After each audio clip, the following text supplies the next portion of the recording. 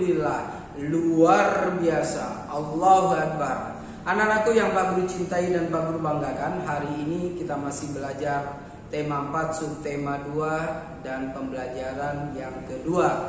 Nah, di pembelajaran yang kedua ini nanti kalian akan belajar muatan bahasa Indonesia, kemudian dilanjut dengan muatan PPKN. Pak Guru berharap kalian tetap semangat ya, tetap berusaha, tetap menjaga kesehatan dan selalu berdoa. Mudah-mudahan kita akan segera bertemu di sekolah yang kita cintai.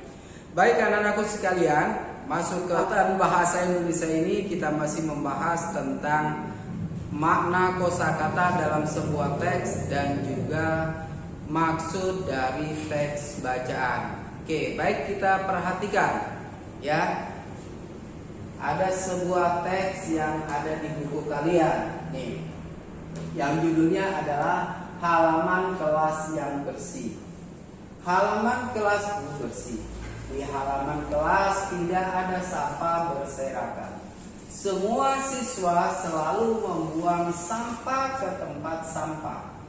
Di depan kelas disediakan keran air untuk mencuci tangan. Sebelum masuk kelas, semua siswa diwajibkan mencuci tangan.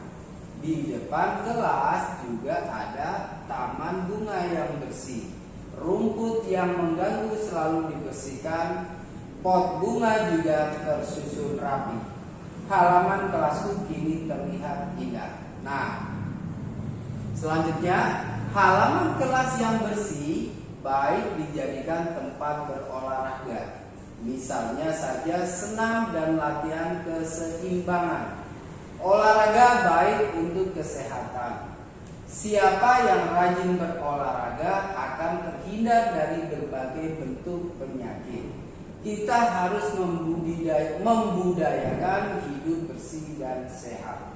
Nah, anak-anakku sekalian, setelah kalian membaca teks, kira-kira apa isi dari teks tersebut ya? Kemudian apa sih langkah-langkah agar sekolah kita, halaman kelas kita itu selalu terjaga dengan kebersihannya. Nah, baik, Pak Guru coba akan simpulkan adalah ciri-ciri halaman kelas yang bersih. Ini sesuai dengan bacaan yang tadi adalah: 1. Tidak ada sampah yang berserakan, bersih ya. Mereka sudah tahu bagaimana di mana membuang sampah. Kalau di sekolah kita sudah disiapkan tempat sampah di masing-masing kelas. Di dalam kelas ada, kemudian di luarnya ada. Nah, tujuannya adalah supaya kalian membuang sampah pada tempatnya. 1. Yang kedua, sampah-sampah tidak berserakan. Begitu juga ketika kalian melihat sampah yang ada di halaman kelas kalian, ambil kemudian masukkan ke tempat sampah. Itu tujuannya. Yang kedua adalah pot bunga tersusun rapi. Nah, kalau di kelas sekolah kita alhamdulillah sudah banyak ya pot-pot bunga yang disusun rapi. Bunganya, kembang-kembangnya, tanaman-tanamannya juga terlihat hijau sekali ya. Jadi enak untuk dilihat.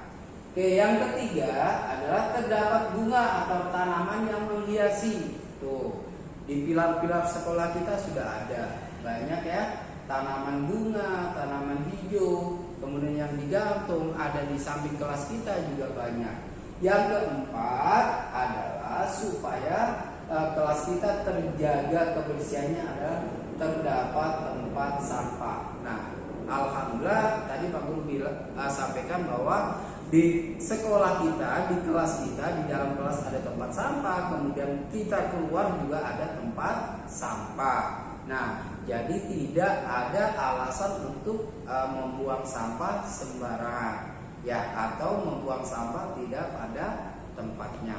Nah, anak-anakku sekalian, ini yang dapat Pak Guru sampaikan. Selanjutnya kalian akan belajar muatan PPKN. Terima kasih.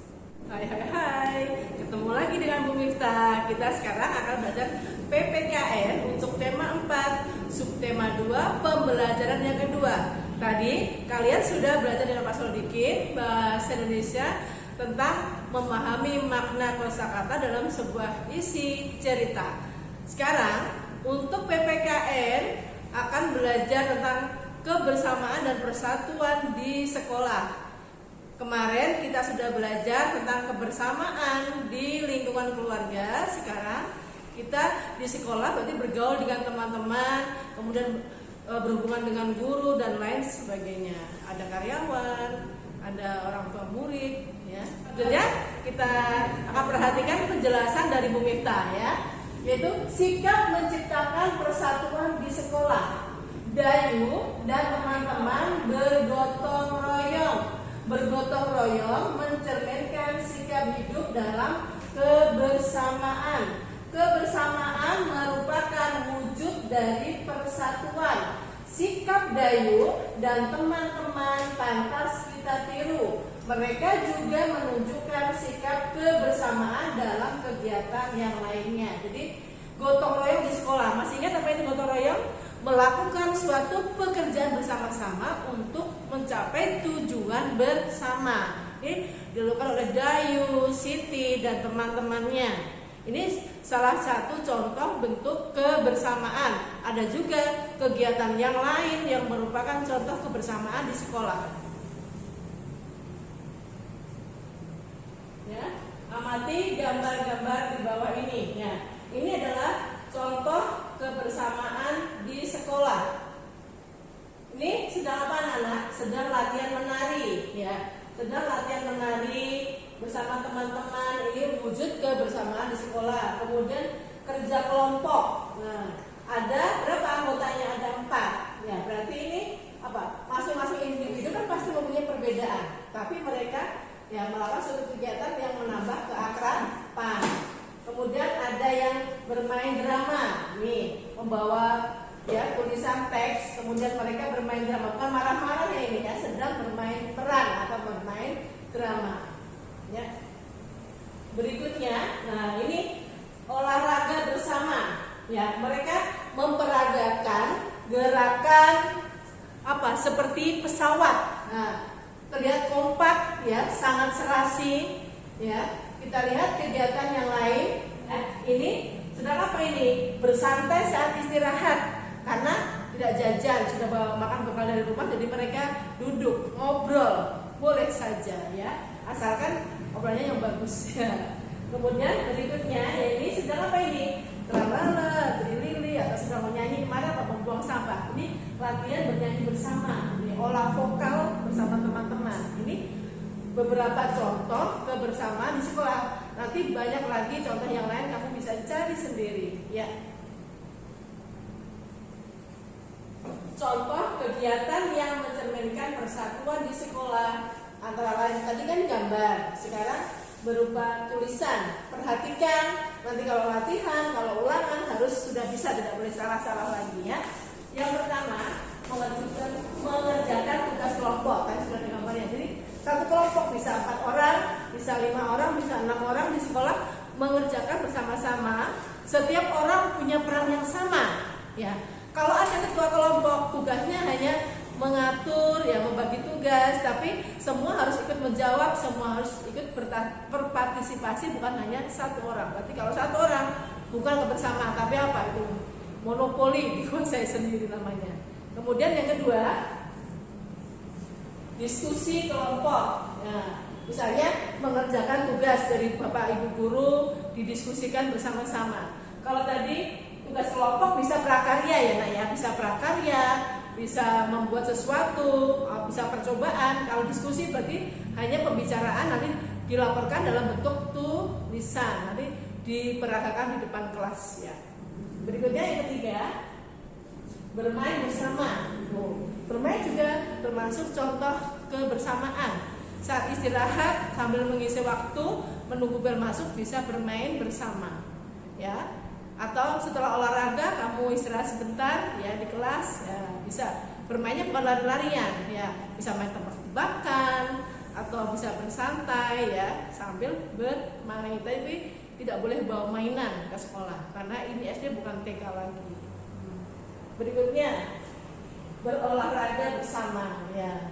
Jadi olahraga bersama dipimpin oleh Bapak Guru Olahraga, yaitu Pak Andi. Berikutnya yang kelima, jajan ke kantin bersama. Nah itu, ajak temannya, bareng-bareng dengan temannya. Yuk kita jajan di kantin yuk. Oh ayo, itu sekarang kita sudah belajar kalimat ajakan kemarin ya. Jajan kantin bersama-sama, nanti dimakan di kelas bersama-sama atau di teras sambil duduk ya. Nggak boleh makan sambil jalan ya, tidak sopan ya. Berikutnya, bermain dan bernyanyi bersama tadi ya. Bisa bermain, bisa bernyanyi, bisa menari bersama teman-teman. Nih, bisa cari contoh yang lain. Dah, itu yang sudah Bu Guru jelaskan. Jangan lupa simak videonya baik-baik ya, biar kamu lebih memahami materi yang Bu Guru ajarkan ya. Karena ilmu yang kamu dapat hari ini adalah sebagai bekal masa depan esok. Terus semangat belajar ya Nak ya. Jangan lupa sholat 5 waktu ya, berdoa untuk kedua orang tua, berdoa juga untuk Bapak dan Ibuku dan teman-teman, biar kita bisa segera bertemu lagi di sekolah dalam keadaan sehat walafiat. Assalamualaikum warahmatullahi wabarakatuh.